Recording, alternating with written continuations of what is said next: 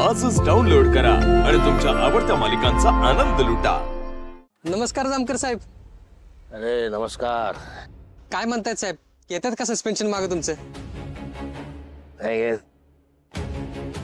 हे जोर मी ठोकून काढलेले आरोपी आयसीयू मधनं बाहेर येत नाहीत तर सस्पेन्शन नाही मागे घेत म्हटले।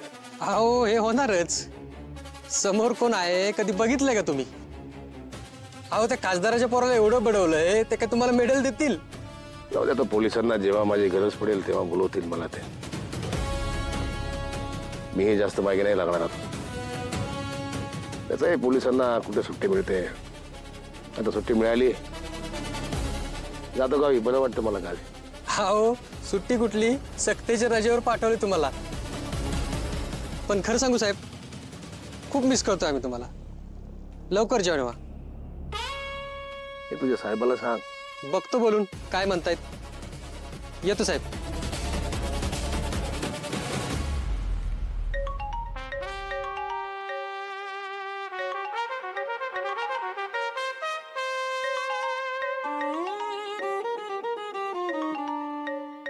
दादाचा फोन उचलू की नको?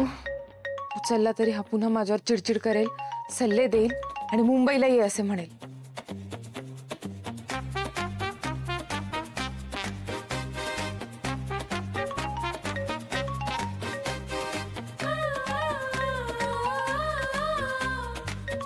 काय करू? तो उचलला नाही तरी हा सारखा फोन करत राहील आणि त्रास देत बसेल।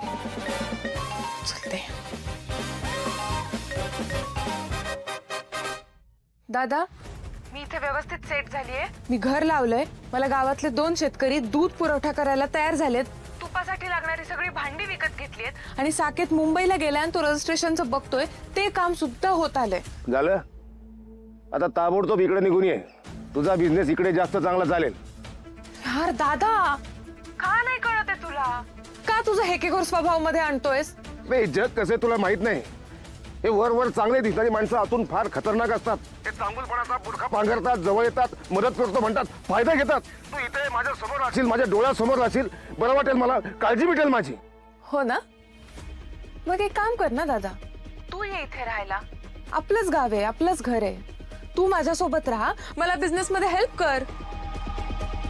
दादा प्लीज रे, मी आता कंटाळली तुला हे सांगून सांगून, आणि मुळात ना मला आता हे भांडणच नकोय।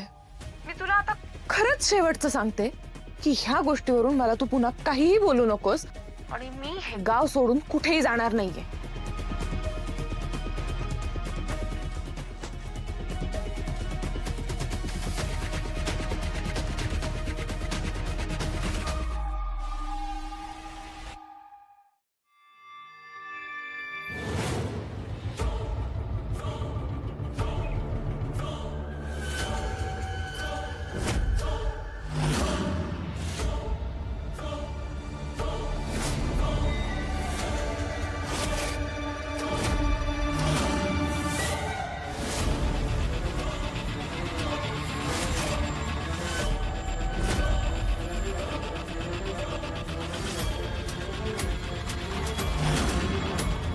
गोपाळ,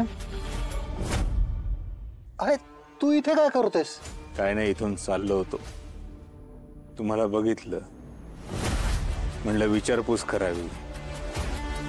तुम्ही तर आमच्या घरच्यांना पार घाबरूनच टाकले की काय म्हणे, कुंडलीत आमच्या शनी आलाय, काहीतरी संकट येणार आहे माझ्यावर।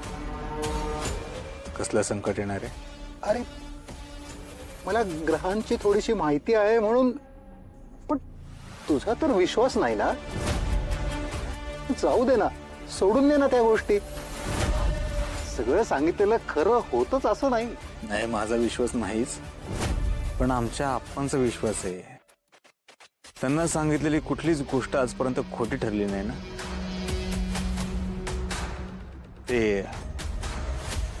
हे सोडून दे तुम्ही, ते शनी वगैरे, ग्रहांची वक्रदृष्टी, हे सोडून तुम्हाला माझ्याबद्दल काय समजलंय?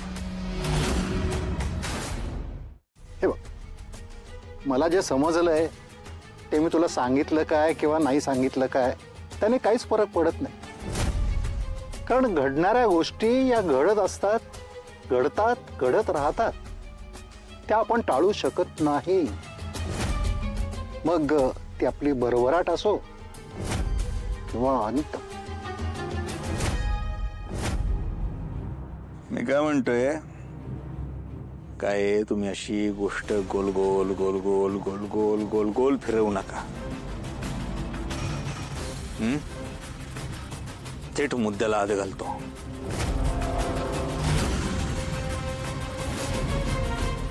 तुम्हाला हे माझं भविष्य सोडून द्या. भूतकाळाबद्दल काय समजलंय? हो, समजलंय. काय म्हणजे जे सगळ्यांना माहिती आहे. बापाच्या जाचाला कंटाळून तू घरातनं निघून गेलास आणि मग कलकत्त्याला गेलास आणि आता परत आलास, इतकंच. एवढंच कळलंय? हो, आणि तेही इतरांकडून.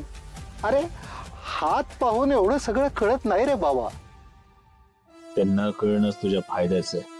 म्हणजे तुला माझ्याबद्दल, माझ्या ओळखीबद्दल, माझ्या हेतूबद्दल, माझ्या भूतकाळाबद्दल काहीही माहिती नाहीये. हा, ते शनी आलाय कुंडलीत माझ्या. ग्रहांची वक्रदृष्टी आहे. काय संकट येणार आहे माझ्यावर? हो, संकट म्हणजे काय? अरे अपघात होतात किंवा आर्थिक नुकसान होतं, आपल्या जवळची व्यक्ती दूर जाते, काहीही असू शकतं. तुझा स्वतःचा स्वभाव सुद्धा तुला संकटात टाकू शकतो. काळजी घे. तुम्ही काळजी घ्या. माझी गाडी आली, मी निघतो.